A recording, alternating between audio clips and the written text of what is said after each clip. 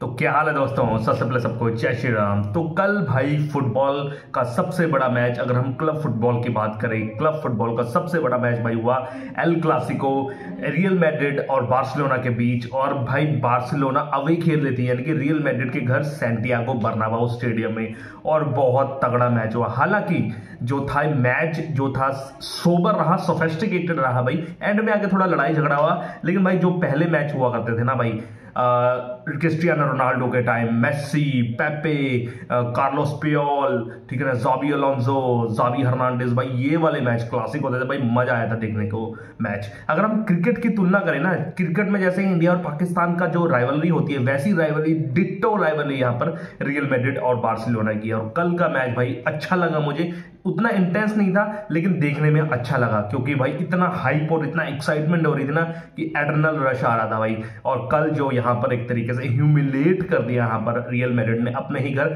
Barcelona को। अगर हम स्कोर लाइन की बात करें ना, तो 2-1 से यहाँ पर जो है रियल मैड्रिड ने जीता। और स्कोर लाइन आपको हो गया यार 2-1 से जीता, क्या पता बार्सिलोना ने अच्छा प्रदर्शन किया हो, ज्यादा डिफरेंस नहीं है गोल का। लेकिन भाई अगर आपने फुल मैच देखना तो आप हैरान मानते रह जाओगे कि बार्सिलोना ने कोई चांस ही नहीं बनाया। जो उनके गोलकीपर थे ना रियल मैड्रिड के कोर्तोआ, भाई आराम से बैठे रहे। वो एक आधा थोड़ा बहुत चांस बनाया, फेरान टोरेस ने एक हिट मारा, फर्मीन लोपेज ने मारा, उसके अलावा भाई आराम से बैठा रहा भाई रियल मैड्रिड का गोलकीपर। वहीं पर अगर हम बात करें वहां की बार्सिलोना की, तो भाई बार्सिलोना की स्कोर लाइन 3-1 या फिर 4-1 हो सकती थी, 3 या 4-1 से हार सकती थी। लेकिन क्रेडिट गोज टू भाई उनके गोलकीपर शेज़नी ने, जिन्होंने 3-4 बहुत ही बेहतरीन सेव किए। और अगर हम एक्सपेक्टेड गोल यानी कि एक्सजी की बात करें ना, तो 3.6 का रियल मैड्रिड का था और 1.4 का सिर्फ बार्सिलोना का था। तो आप यहीं से अंदाजा लगा सकते हैं भाई कि यहां पर जो है ह्यूमिलेट किया है रियल मैड्रिड में ने भाई। स्कोर लाइन में ना जाओ, आप चाहे हाईलाइट देख लो या फिर फुल मैच देख सकते हो आप यूट्यूब में जाकर। लेकिन भाई इस मैच के रिव्यू से पहले मैं एक और बात करना चाहूंगा, जो कहते हैं स्टार किड्स, आने वाला स्टार किड्स लमीन यमाल की। आपने एक लकड़हारे की कहानी तो सुनी होगी, जो लकड़ काटता है वो अपनी कुल्हाड़ी अपने पैर पर मारकर गिर के मर जाता है भाई। ये कहानी, ये रिलेटेड भाई इसके साथ ही है भाई। कल लमीन यमाल ने अपने, कल नहीं एक दिन पहले लमीन यमाल ने भाई अपने पैर पर अपनी यहाँ पे कुल्हाड़ी मारी। तो भाई मैच से पहले कौन टॉक करता है भाई, कौन बड़बोला बोलता है इतना भाई। भाई आप किसी के चैनल पर जाकर आप बोल रहे हो कि रियल मैड्रिड ऐसी टीम है, रियल मैड्रिड चीट करती है, अंपायर के पास जाती है, मैं उनको हरा दूंगा, फलाना ढिमकाना। ओ भाई मैच के बाद बोलो ऐसी चीजें, मैच के पहले बोल दिया ना आपने ऐसी चीजें तो आप पर प्रेशर और आ जाता है। और कल लमीन यमाल पर यह प्रेशर लगा भाई। लमीन यमाल को भाई जेब पर रख दिया उनके नए डिफेंडर अल्वारो करेरा ने। बेनफिका का डिफेंडर है लेकिन रियल मैड्रिड की तरफ से खेल रहा है, उनको अच्छी साइनिंग करी भाई, पॉकेट पर रख दिया अल्वेरो करेरा ने, जिसकी वजह से भाई यहाँ पर जो है उनके मैनेजर ने बार्सिलोना के इनको राइट विंगर खिलाने की बजाय भाई सेकंड हाफ में सेंटर में खिलाने लग गए। फिर थोड़े बहुत एक आधा चांस अच्छे पासेस बनाए, लेकिन पहले हाफ में तो बहुत खराब लगे। ऐसा लग रहा था कि वो अपनी स्टेटमेंट जो मैच से पहले दी ना यहाँ पर लमीन यमाल ने, उसमें फंस कर रह गए हैं। उनका कॉन्फिडेंस, वो ड्रिबलिंग ही भी नहीं कर पा रहे थे भाई, जेब में छुपाकर रख दिया था आर्डा गुलर, विनीशियस जूनियर और स्पेशली अल्वारो करेरा ने। तो बहुत ऐसा नहीं करना चाहिए भाई। अगर आप प्रोफेशनल हो, आप मान लो कि भाई 18-19 साल के हो, आपके पास पैसा बहुत है, नई आपकी गर्लफ्रेंड वगैरह बन रही है वो, लेकिन भाई आपको स्टे हम्बल रखना पड़ेगा। अगर आपको रोनाल्डो और मेसी की छवि भी बनना है, मैं छवि की बात कर रहा हूँ, शैडो की, उनकी तरह नहीं, अगर आपने रोनाल्डो और मेसी की छवि यानी कि परछाई भी बनना है, तो भाई आपको स्टे हम्बल और स्टे ग्राउंडेड रहना पड़ेगा। तो भाई अगर मैच के रिव्यू की बात करें तो शुरुआत से ही एज ए बार्सिलोना फैन तो मैं थोड़ा था अपनी टीम के साथ रहता ही हूँ कि भाई हमारी टीम जीते। लेकिन अगर एज ए न्यूट्रल फैन की बात करूँ तो यहाँ पर बहुत मुश्किल था भाई बार्सिलोना का जीतना, क्योंकि सिर्फ एक लाइन में मैं आपको बताऊंगा, फॉरवर्ड रियल मैड्रिड का किलियन एम्बापे और हमारा यानी कि बार्सिलोना का फेरान टोरेस, यहीं पर गेम खत्म भाई। कहाँ भाई किलियन एम्बापे, कहाँ फेरान टोरेस, भाई इतना गैप है दोनों में, ठीक है ना। तो यहीं से गेम खत्म हो जाता है भाई। तो शुरुआत जो है ऑब्वियसली रियल मैड्रिड ने बेहतरीन कर दी थी और किलियन एम्बापे पूरी अपनी चरम सीमा फॉर्म पर लग रहे थे भाई। 2-3 तो गोल उन्होंने मार दिए थे, लेकिन वो ऑफ साइड ट्रैप के चक्कर में फंस गए थे और एक पेनल्टी मिस भी करी थी। लेकिन अगर वो ऑफ साइड ट्रैप में ना फंसते तो यहाँ पर क्या पता हैट्रिक भी कर लेता लमीन यमाल ही बोल रहा हूँ मैं, इसको हैट्रिक भी कर लेता किलियन एम्बापे, इतना बढ़िया खेल रहा था भाई। 22वें मिनट में गोल कर देता है वो, क्या अमेजिंग गोल करता है भाई। उससे पहले ऑफसाइड वाला गोल क्या मारा था उसने भाई, वो बहुत तगड़ा गोल मारा था, ठीक है ना। 22वें मिनट में वो गोल हो जाता है। फिर उसके बाद जो है स्ट्रेटेजी अलोंसो की देखो मैं, कितनी तगड़ी है भाई उसकी।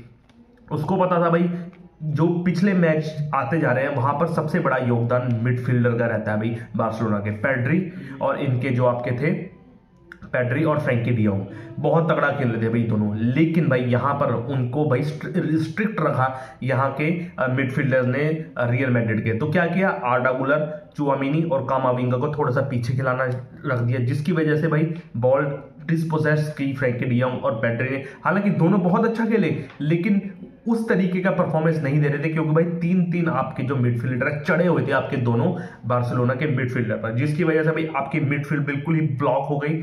तो आपको फॉरवर्ड में चांस ही नहीं मिला बॉल देने का। और फॉरवर्ड क्या थे यार हमारे, रैशफोर्ड आपके हमेशा स्टार्ट नहीं करते, मतलब हमेशा स्टार्ट करेंगे लेकिन वो परमानेंट प्लेयर नहीं है। और दूसरा फेरान टॉरेस की तो मैं बात ही करती मैं, कहाँ फेरान और कहाँ किलियन एम्बापे, ठीक है ना। तो बहुत मुश्किल था यहाँ पर। और न्यूट्रल फैन तो मुझे लग रहा था कि यहाँ पर जीतेगी रियल मैड्रिड। और अगर हम डिफेंडर्स की भी बात करना है भाई, डिफेंडर्स देखो, रियल मैड्रिड के डिफेंडर्स देखो, फेडी वालवर्डे को राइट बैक खिलाया था इस बार, Militao, Dean Huijsen, Alvaro Carrera, ओ भाई सलाम भाई, इतना तगड़ा डिफेंस सिस्टम भाई रियल मैड्रिड। और बार्सिलोना का बाल्डे, गार्सिया, कुबारसी भाई, ये तीनों उनके जो है ना जो लीग खेलते नीचे वाली उससे निकले हुए हैं, ये जो उनका प्रोफेशनल ट्रेनिंग करते हैं भाई। तो कहाँ ये बच्चे, और सिर्फ एक जूल्स कुंडे था उसका ही परफॉर्मेंस खराब रहा, और कहाँ वो डिफेंस में मॉन्स्टर भाई, जिसकी वजह से कल जो है पूरा का पूरा टैक लगा उनका डिफेंस, पूरा प्रोफेशनल डिफेंस लगा। और हमारा बार्सिलोना का डिफेंस भाई टूटा हुआ डिफेंस लगा। मर्जी कर रहे थे भाई रियल मैड्रिड के प्लेयर, खासकर जूड बेलिंगम भाई, मेरे लिए मैन ऑफ द मैच और सबसे बढ़िया प्लेयर रहा जूड बेलिंगम भाई। इस मैच से प्रूव हो गया कि जूड बेलिंगम को क्यों इतने सारे फुटबॉल पंडित हैं उसको बेहतरीन मानते हैं पेड्री से। भाई जूड बेलिंगम का कल मैंने खेल देखा, मैंने उसका ज़्यादा खेल नहीं देखा था भाई, लेकिन कल मैंने भाई देखा भाई सबसे ज़्यादा मजदूरी वही करता है। अभी मैं बताना चाहूँगा इंजरी से आया है वो भाई, उसको चाहे डिफेंड करवा लो, मिडफील्ड खिला लो, फॉरवर्ड खिला लो भाई, तीनों रोल में परफेक्ट बंदा है भाई। और इतना वर्क रेट उसका मैंने नहीं देखा भाई किसी का इतना ज्यादा वर्क रेट। सोबोसलाई का भी वर्क रेट बहुत ज्यादा है, मतलब सोबोसलाई जैसे प्लेयर है जितना मर्जी उनको वर्क रेट करवा लो। तो भाई मेरे ख्याल से जूड बेलिंगम ने भी दूसरा गोल मारा, जूड बेलिंगम ने गोल प्लस असिस्ट कर कर मेरे मैन ऑफ द मैच वही थे। अब पता नहीं मैन ऑफ द मैच कौन होगा, मैंने देखा नहीं, वो पढ़ा नहीं, लेकिन मेरे मैन ऑफ द मैच यही है जूड बेलिंगम। तो फिर दूसरा गोल ऑब्वियसली जूड बेलिंगम मारते हैं, लेकिन बीच में एक गोल फेरान टॉरेस भी करते हैं। तो यहाँ पर आर्दा गुलर से गलती हो जाती है। मैं कह रहा था ना आर्दा गुलर को जावी अलोंसो थोड़ा सा पीछे खिलाने की कोशिश करता था ताकि मिडफील्ड पकड़ सके बार्सिलोना की, जिसकी वजह से एक बॉल डिस्पोसेस हो जाती है भाई, पैड्री छीन कर देते हैं भाई यहाँ पर आपको रैशफोर्ड को। रैशफोर्ड बहुत अच्छा पास असिस्ट देते हैं फर्मीन लोपेज को, और फर्मीन लोपेज झट से भाई गोल कर देते हैं। मुझे यहाँ से लगा था कि बार्सिलोना कमबैक करेगी, लेकिन भाई डिफेंडर्स जो रियल मैड्रिड के और जावी अलोंसो की स्ट्रैटेजी है, बिल्कुल ही उनको सेकंड हाफ में चांस ही नहीं देने दिया। इक्का दुक्का चांस बना भाई, फेरान टॉरेस का चांस बना एक, और एक जूल्स कुंडे का मेरे ख्याल से 50वें मिनट में बहुत अच्छा चांस था, जहां से वो छाती से बॉल मारते हैं लेकिन थोड़ी सी दूर चली जाती है। वो पास बहुत अच्छा था लमीन यमाल का, सिर्फ 1-2 पास ही लगे मुझे लमीन यमाल के, उसके अलावा पूरा ब्लैंड था लमीन यमाल। और यार बेंच स्ट्रेंथ भी मैं आपको दिखा देता हूँ, रियल मैड्रिड की बेंच स्ट्रेंथ। पहले रियल मैड्रिड की बेंच स्ट्रेंथ देखो, main player Dani Carvajal, Rodrygo, Brahim Diaz, Trent Alexander Arnold, भाई ये उनकी बेंच स्ट्रेंथ है। और इनकी बेंच स्ट्रेंथ भाई रोनाल्डो रहो, और कौन सा प्लेयर जाना पहचाना भाई, और तो कोई जाना पहचाना है ही नहीं प्लेयर भाई। और मेनली यहाँ पर इंजरी थी भाई, डानी आल्मो को इंजरी थी, रफीनिया को इंजरी थी, लेवेंडोव्स्की को इंजरी थी, जोआन गार्सिया को इंजरी थी। तो आपके 4 मेन प्लेयर बाहर थे, तो आप कैसे जीत जाओगे भाई मैच। और इस मैच में पता लगा भाई दद्दू हमारे लेवेंडोव्स्की और रफीनिया की क्या अहमियत रहती है भाई इस बार्सिलोना साइड में। तो दूसरा हाफ और दर्दनाक रहा भाई यहाँ पर बार्सिलोना का। डिफेंस बहुत तगड़ा करा रियल मैड्रिड ने, अटैक बार्सिलोना का हम कर नहीं सकते थे। प्रोफेशनली बहुत बढ़िया टीम लगी, और एंड में भाई यहाँ पर पेड्री को रेड कार्ड भी मिल गया। हालांकि फर्स्ट हाफ में येलो कार्ड मिला तो वो खींच ली थी उसने, और उसकी विनीशियस जूनियर की टी शर्ट, उसके लिए येलो कार्ड मिला, वो तो सही था। लेकिन एंड में आते थे दोबारा से उसने चुआमेनी को थोड़ा सा ऑफेंसिव मारा डाइव, जिसकी वजह से 2 येलो कार्ड, और वो अगले मैच के लिए भी बाहर हो जाएंगे मेरे ख्याल से। इस सेल्टा वीगो से होगा मैच, या फिर किसी आई थिंक एस्पियनॉल से किसी के साथ होगा तो शायद मैच, उसमें नहीं खेलेंगे पेड्री। तो बहुत मुश्किल लग रहा है भाई अब यहाँ पर बार्सिलोना का इस लीग को जीतना। और भाई अभी तो इन्होंने बड़े बड़े महारथियों को अभी फेस नहीं किया चैंपियंस लीग में, ना आर्सेनल, मैन सिटी, पीएसजी। भाई जिस तरह की ये फुटबॉल खेल रहे हैं भाई, भगा भगा कर मारेंगे ये वाले क्लब, क्योंकि डिफेंस, मैंने आपको पहले ही बोला है, आपके फॉरवर्ड जो है मैचेस जिताएंगे, लेकिन आपके डिफेंस आपको चैंपियंस बनाएंगे, ट्रॉफी जिताएंगे। तो आपका डिफेंस जब तक स्ट्रांग नहीं होगा तब तक आपकी टीम ट्रॉफी लेकर ही नहीं आ सकती इस टूर्नामेंट में। पिछली बार देख लीजिए डिफेंस हमारा बहुत बढ़िया था, कुबार्सी बहुत अच्छा परफॉर्मेंस दे रहे थे।